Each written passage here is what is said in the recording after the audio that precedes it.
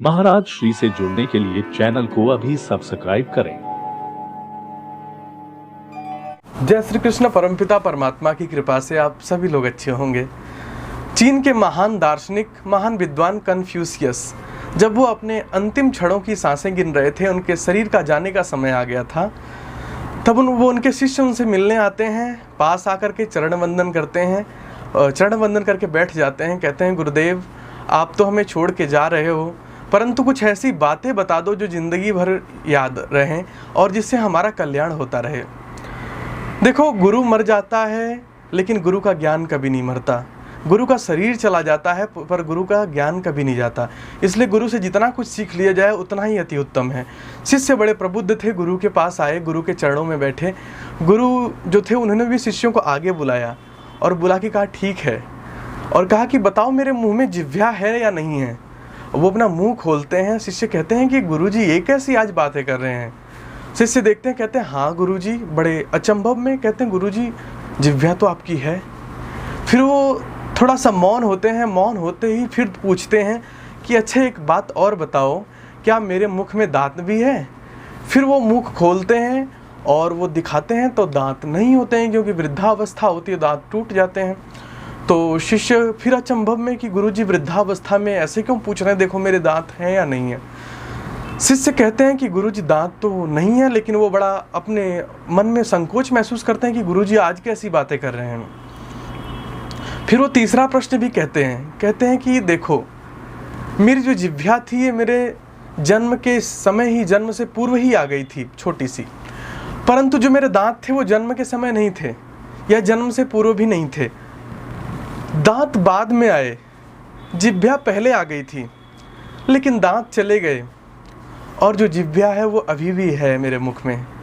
मैं जा रहा हूँ लेकिन जिह्वा पास में है, लेकिन ये दांत चले गए।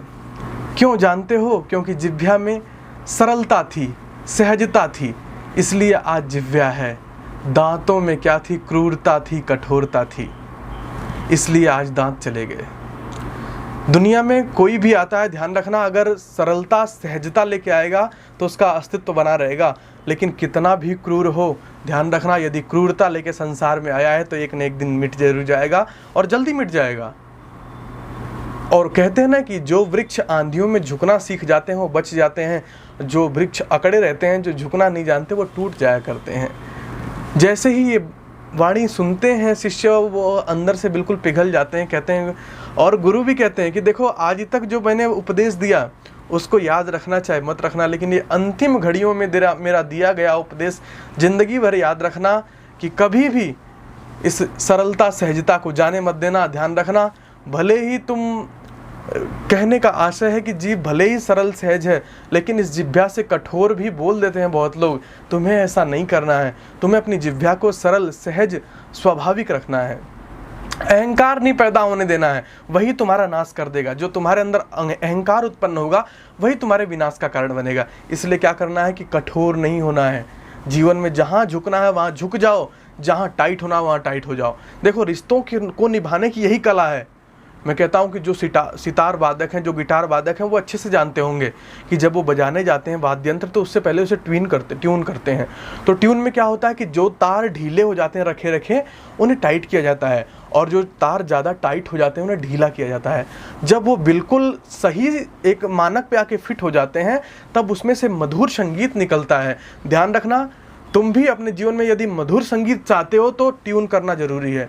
जब अपने आप को ट्यून कर लोगे, जो थोड़े झुके तार हैं वो टाइट हो जाएंगे, जो अकड़े हुए हैं, जहाँ अहंकार है, वो थोड़ा जब झुक जाएगा तो ध्यान रखना जीवन में सहजता से ही मधुर संगीत उत्पन्न होने लग जाएगा। ये कह कर के गुरु अपने प्राणों को छोड़ देते हैं, और ज़िंदगी भर जो शिष्य उनकी इस वाणी पे चलते हैं वो वास्तव में अपने जीवन को सफल कर जाते हैं। ध्यान रखना, गुरु का ज्ञान कभी नहीं मरता है। गुरु जो कहता है वो गलत नहीं कहता है, इसलिए इसका आचरण अपने जीवन में करो कि अपनी जिह्वा को कभी कठोर नहीं होने दोगे। कोई ऐसे शब्दों का प्रयोग नहीं करोगे जो जाके दूसरों के दिलों पे घात करे, दूसरों के जीवन को चोट पहुँचाए। हमारी वाणी से, हमारे हाथों से, हमारे जीवन से ऐसा कोई कार्य न हो, इसका विशेष ध्यान रखिए। ये शिक्षा आप लोग भी अपने जीवन में लाइए। भगवान जीवन सबका परिवर्तित करता है। इतना ही कह के मैं अपनी वाणी को विराम देता हूँ। जय श्री कृष्ण।